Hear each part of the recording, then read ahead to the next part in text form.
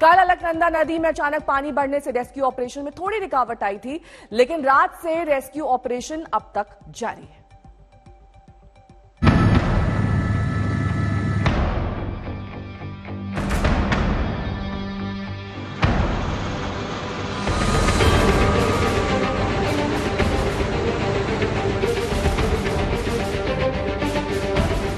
वक्त तेजी से बीतता जा रहा है, लेकिन मलबे से भरी अंधेरी बंद सुरंग से उम्मीद की कोई रोशनी अब तक नजर नहीं आ रही। एनटीपीसी के तपोवन टनल में फंसे करीब 35 मजदूरों से राहत कर्मी अभी भी दूर हैं।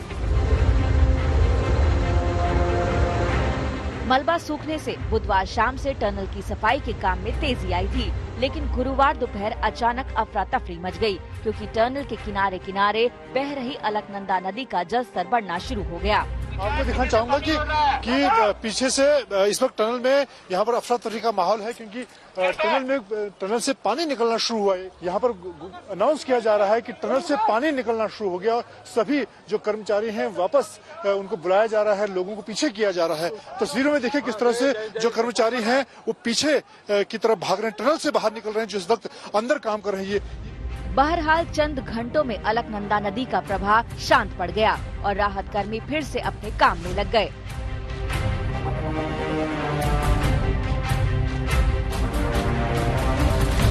टनल से मजदूरों को निकालने का काम दो स्तर पर चल रहा था। एक तरफ जेसीबी मशीनों से मलबे की सफाई और दूसरी तरफ ऊपर से टनल से ड्रिलिंग। लेकिन ड्रिलिंग में कामयाबी मिलती इससे पहले उसमें भी रुकावट आ गई। शुरू में स्पीड अच्छा था, लेकिन बाद में शायद थोड़ा वो लिक्विड ही हो गया, तो मग जितना हम क्लियर कर रहे हैं उतना अंदर से ज्यादा आता जा रहा है। तो अभी हम एग्जैक्ट कितना है मेजर करना पड़ेगा, लेकिन हम अभी उस पॉइंट पर पहुंच गए थे जहां पर नीचे एसएफटी टनल था और उसमें उम्मीद थी, तो हमने एक प्रयास किया कि शायद हम वहां पर तक पहुंच पाए। कुछ टेक्निकल प्रॉब्लम्स आए हैं कि नीचे स्लश है, वो नीचे नहीं जा पा रहा है। प्रयास जारी रहेगा, जितना आगे हम पहुंचते हैं प्रोबेबिलिटी है कि 180 मीटर के पास शायद वो लोग मिल जाए। लोगों का धैर्य जवाब देने लगा है। आज रेस्क्यू ऑपरेशन का छठा दिन है। आखिर सिर्फ 180 मीटर लंबे टनल से मलबा निकालने में इतनी देरी क्यों? तो सुनिए जवाब। अंदर में 2 एक्सकवेटर जाने का तो जगह है नहीं, एक जाएगा लेके आएगा, उसके बाद दूसरा जा रहा है। आप लोगों को जो लग रहा है कि स्लो है नहीं है, जो भी आप लोगों को लगता होगा, आप लोग दिन भर इधर बैठे हैं, आई अप्रिशिएट दैट। उसका कारण ये है कि एक साथ हम 5 चीज नहीं लगा सकते हैं। टेरेन का भी प्रॉब्लम है, अंदर का टनल में जाने का जगह का कमी है, तो we have kept 2 machines, 1 by 1 continuously they are working. लोगों के मन में सवाल अंदर फंसे मजदूरों की कुशलता को लेकर है।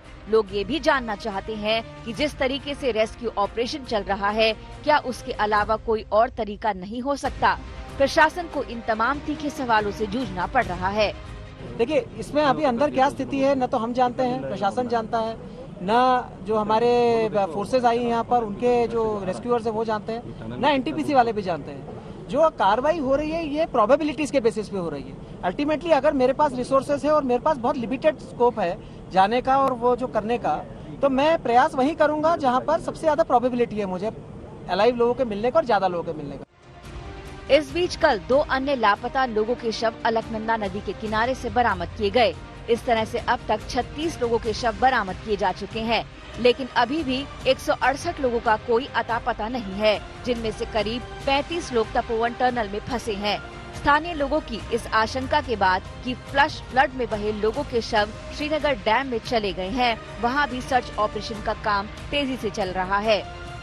श्रीनगर डैम में ये हमें इनपुट मिले कि हो सकता है यहाँ से बहकर वहाँ चली गई हो। तो हमारे जो मरीन कमांडोज आए थे उनकी एक टुकड़ी 16 लोगों की थी, उनमें से 8 या 9 लोग वहाँ पे अपने कुछ बेसिक इक्विपमेंट्स वहाँ के डीएम से भी हम लोगों ने टाई अप करके उनको दिया है। वो भी 2 दिन से वहीं पे रेकी कर रहे हैं कि शायद वहाँ से भी कुछ बॉडीज मिल जाए। तो वी आर ट्राइंग इट। और इसके अलावा SDRF की अलग अलग टुकड़ियाँ अलग अलग जगह पर टीम्स बनी हुई है, वो भी नदी के किनारे चल कर वहाँ पे भी बॉडी का प्रयास कर रही है ढूंढने का। वहीं से सब बॉडीज अभी जो मिल रही है 35, यहाँ से तो अब नहीं मिल रही है, ये सब वहीं से मिल रही है। देहरादून से लेकर दिल्ली तपोवन टनल में चल रहे रेस्क्यू ऑपरेशन पर सरकार और राहत एजेंसियां टकटकी लगाए हुए हैं। बस इंतजार है इस बात का कि कोई अच्छी खबर आ जाए, टनल में जो जिंदगियां फंसी हैं वो बच जाएं। तपोवन से मनजीत नेगी के साथ आज तक ब्यूरो। सवाल ये उठ रहे हैं कि क्या आपदा के लिए एनटीपीसी की तैयारी नहीं थी? क्या उत्तराखंड में पिछली बार आई तबाही से कोई सबक नहीं लिया गया? जैसे जैसे वक्त बीत रहा है कई सवाल उठ रहे हैं, उन सवालों का जवाब दिया है एनटीपीसी ने। देखिए एनटीपीसी इंजीनियर ने कल क्या कुछ कहा। अगर उसमें कोई भी घटना घटती है उसका एक रिस्पांस टाइम होता है। हमारे डिजाइन के हिसाब से ये सबसे लीनेस्ट पीरियड है। यहाँ पर 15 क्यूसेक्स का फ्लो था जिस वक्त ये काम चल रहा था। 10 मिनट के अंदर वहाँ पर 40 मीटर ऊंचा सैलाब आ जाता है। इस 10 मिनट के रिस्पांस के लिए तो कोई भी प्रिपेयर्ड नहीं हो सकता। हम कितनी भी तैयारी कर लें, कितना भी प्रयास कर लें, कितना भी डिजाइन कर लें, हम फुली प्रिपेयर्ड थे।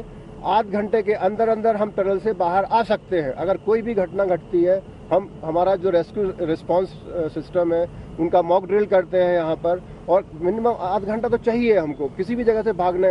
अगर इंसान भागता भी है तो 500 मीटर भागना है तो उसको भागने के लिए समय चाहिए।